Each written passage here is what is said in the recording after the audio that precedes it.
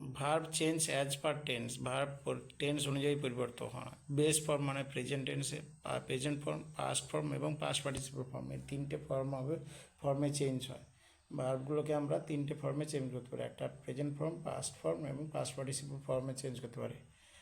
এবার present form যেটা, যেমন অ্যারাইভ, একটা উদাহরণ দিই, arrive, arrived, arrived, past form arrived আর পাস্ট পার্টিসিপল অ্যারাইভড।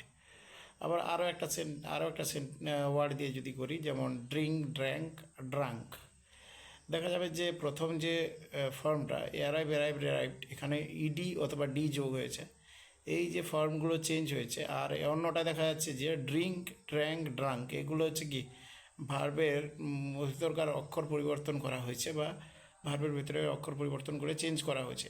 আর প্রথমেরটা যেটা ফিক্সড প্যাটার্ন অনুযায়ী আছে, যেমন ডিইডি যোগ করা হয়েছে, এটা রেগুলার ভার্বের মধ্যে পড়ছে। আর যেগুলো হচ্ছে ড্রিঙ্ক, ড্র্যাঙ্ক, ড্রাঙ্ক, এগুলো হচ্ছে কি ভার্বের ভিতরে অক্ষর পরিবর্তন করা হয়েছে, সুতরাং এটা ইররেগুলার ভার্বের মধ্যে পড়ছে।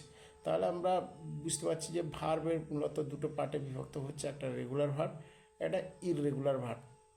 এবার রেগুলার ভার্বটা কাকে বলে? রেগুলার ভার্ব হলো যে সমস্ত ক্রিয়াপদগুলি বা ভার্বগুলি প্রেজেন্ট থেকে পাস্ট ফর্ম করার সময় বা পাস্ট পার্টিসিপল করার সময় কী করে, তার সঙ্গে ডি অথবা ইডি যোগ করা হয়। ইডি যোগ করে মানে তার পাস্ট ফর্ম এবং পাস্ট পার্টিসিপল ফর্ম করা হয়।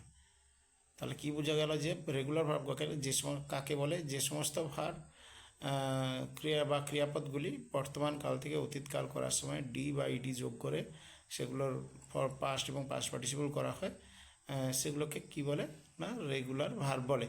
তাহলে তার মধ্যে উদাহরণ দেওয়ার জন্য, যেমন প্রেজেন্ট টেন্সে হেল্প যদি হয়, HELP, হেল্প, হেল্পের পাস্ট টেন্স হবে হেল্পড, HELPED, হেল্পড।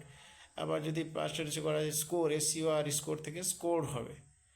এবার যদি দেখা যায় ইরেগুলার ভার্ব কাকে বলে? যে সমস্ত ভার্বের বা ক্রিয়াপদগুলির ভেতরকার অক্ষর পরিবর্তন করে পাস্ট এবং পাস্ট পার্টিসিপল করা হয়, সেগুলোকে বলা হয় ইররেগুলার ভার্ব। যেমন হচ্ছে কি মেক,